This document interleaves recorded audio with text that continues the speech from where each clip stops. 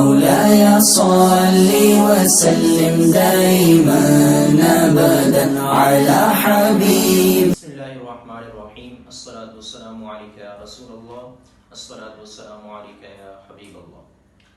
ناظرین و حاضرین، آج ہم جس عنوان پر گفتگو کرنے جا رہے ہیں وہ ہے مصیبت میں صبر کرنے کا اجر. ہم روزمرہ زندگی میں ہماری بہت ساری تکالیف کا ہمیں سامنا کرنا پڑتا ہے، بہت سارے دکھوں کو جھیلنا پڑتا ہے اور کئی بیماریوں کا سامنا کرنا پڑتا ہے. تو کیا ان بیماریوں کو، ان دکھوں کو ہم کس طرح ان کا سامنا کریں اور ان کا ہمیں فائدہ کیا ہوتا ہے؟ تو سب سے پہلی بات تو یہ ہے کہ یہ دکھ، یہ پریشانیاں، یہ سب کچھ اللہ رب العزت کی طرف سے ہوتی ہیں. اگر کوئی شخص بیمار ہوتا ہے تو اس کی بیماری بھی اللہ رب العزت کی طرف سے ہوتی ہے. یاد رکھیے کہ جب اللہ رب العزت کا بندہ بیمار ہوتا ہے اور وہ پھر اپنی اس بیماری پر صبر کا دامن تھامے رکھتا ہے اور اللہ رب العزت کی رضا کی خاطر سکون اختیار کرے رکھتا ہے، اللہ رب العزت بھی ارشاد فرماتا ہے، اے محبوب آپ فرما دیجئے کہ میری رحمت اور میرا فضل ان کے لیے خاص کر دیا گیا ہے. یہ اللہ رب العزت کی طرف سے انعام ہے. یاد رکھیے کہ صبر ہمیں اختیار کرنا چاہیے. کس وقت صبر اختیار کرنا چاہیے؟ کہ جب ہم کسی کام میں ہاتھ ڈال رہے ہیں اور ہمیں اس پر بار بار نقصان اٹھانا پڑ رہا ہے. اور یاد رکھیے کہ جب ہم کسی کام میں ہاتھ ڈالتے ہیں، بار بار نقصان اٹھانا پڑتا ہے، تو بہتر یہ ہے کہ ہم رک جائیں، اللہ رب العزت کی پاک بارگاہ میں دعا کریں، اللہ رب العزت کی پاک بارگاہ میں دعا کریں، استغاثہ پیش کریں کہ یا الہ العالمین ہماری اس کام میں مدد فرما، اگر ہمارے حق میں بہتر ہے تو ہمارے لیے آسان فرما. ہم صبر کریں، رک جائیں.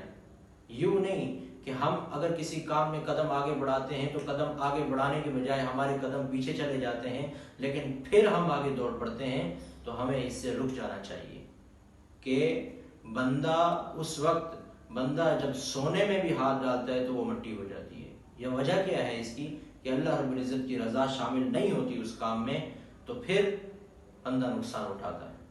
پھر ایک وقت آتا ہے جب بندہ صبر کا دامن تھامے رکھتا ہے، ایک وقت آتا ہے اللہ رب العزت اس کے لیے وسائل کی آسانی فراوانی فرما دیتا ہے، تو پھر بندہ مٹی میں بھی ہاتھ ڈالتا ہے تو پھر اس کو سونا بنا دیتا ہے. یہ سب صبر کی طاقت کا نتیجہ ہے، اور صبر ہی ایسی طاقت ہے کہ جو اللہ رب العزت کے قرب کا ذریعہ ہے.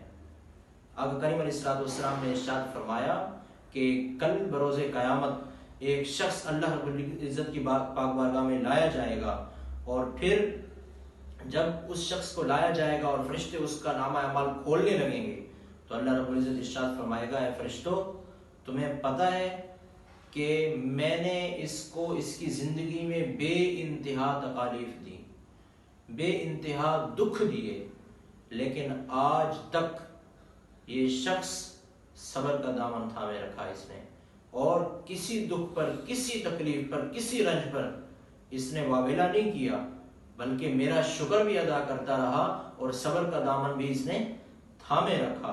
اے فرشتوں مجھے شرم آتی ہے کہ میں اس کے نامہ اعمال کو ٹٹولوں.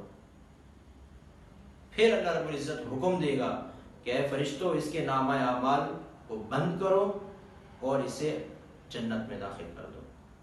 یہ صبر کا نتیجہ ہے.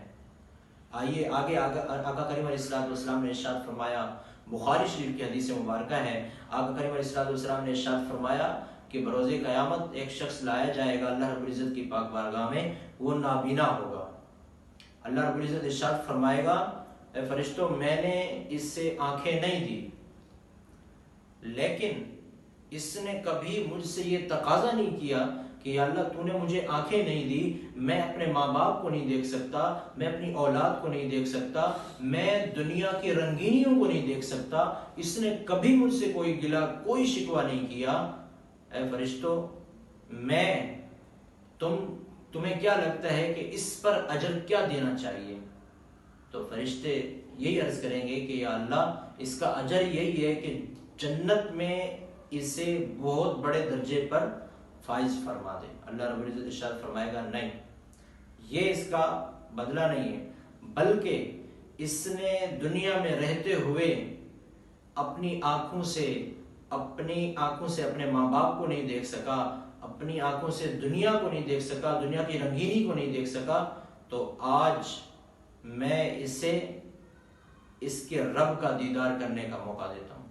اللہ رب العزت اس بندے کو اللہ رب العزت دیدار عطا فرمائے گا۔ دنیا والے جنت کی نعمتوں کو دیکھ رہے ہوں گے، جنت کو دیکھ رہے ہوں گے، لیکن وہ اللہ رب العزت کا دیدار کر رہا ہوگا۔ یہ سب صبر کا نتیجہ ہے کہ جب صبر کا دامن ہم تھامے رکھیں گے، دکھ، تکالیف، پریشانیاں یہ زندگی کا حصہ ہے، اور ہمیں یہ سمجھنا چاہیے کہ اللہ رب العزت کی پاک بارگاہ ہی ہے، کہ اللہ رب العزت کی پاک بارگاہ سے ہمیں ہر ایک چیز کا اجر مل سکتا ہے، کیونکہ اللہ رب العزت ارشاد فرماتا ہے یا ایھا الذین آمنوا استعینوا بالصبر والصلاۃ، اے ایمان والو مدد طلب کرو صبر سے اور نماز سے۔ جب ہم کسی مشکل میں پڑ جائیں، کسی تکلیف میں پڑ جائیں، تو اللہ رب العزت نے ہمارے لیے اس کا حل بھی نکال کے رکھا ہوا ہے کہ اے ایمان والو پھر تم مدد طلب کرو صبر سے اور نماز سے۔ یہ دو چیزیں ہیں کہ ہم صبر کا دامن بھی تھامے رکھیں۔ يا صلي وسلم دائما أبدا على حبيبك خير الخلق كلهم